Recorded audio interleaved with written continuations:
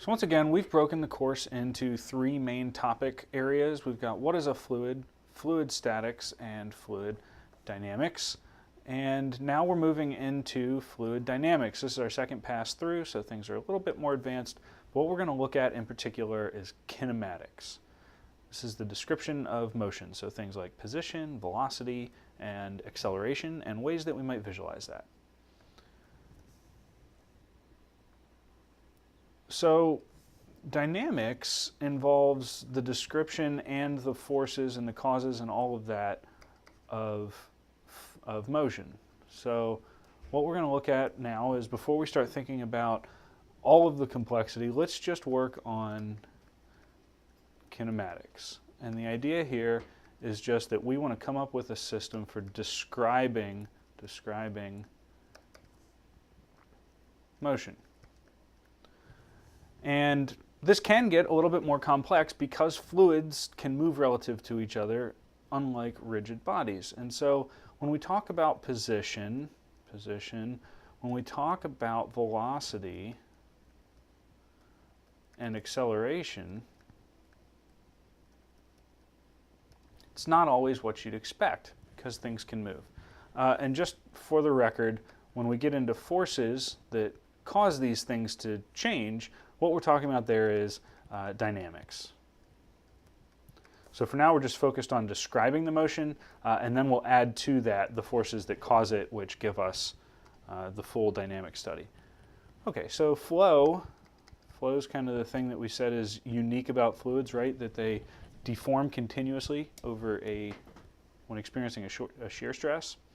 So think about the fact that what flow really represents is the net motion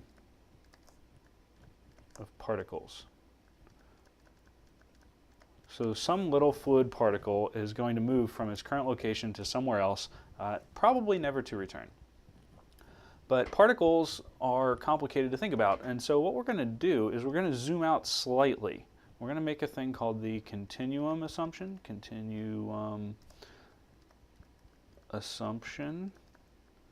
And so we're not going to be looking at molecules one by one, because that would be very unwieldy. We're going to zoom out slightly, and so we're going to define a particle kind of precisely here, actually. Particle is a collection of molecules. Collection of molecules. And they occupying a homogeneous space.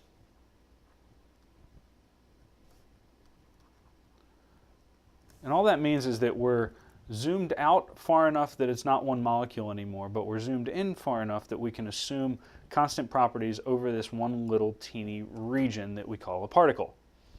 And another label that we might put on that is an infinitesimal fluid particle.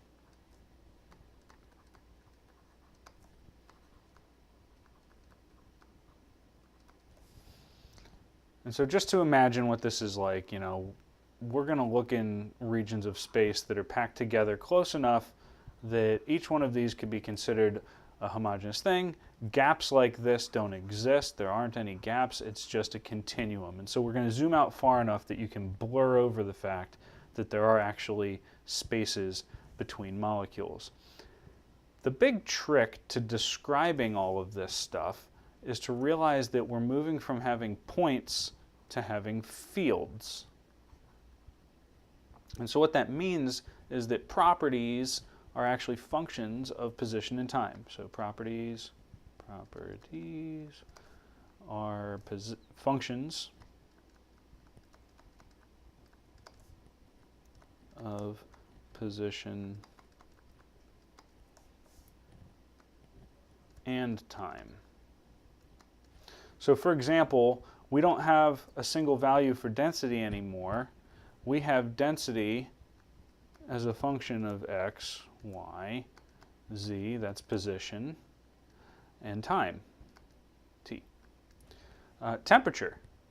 Temperature is no longer a single value. We don't have fluid at a temperature. We can have a temperature distribution. And so the temperature is a function of, you guessed it, x, y, z, and t for time.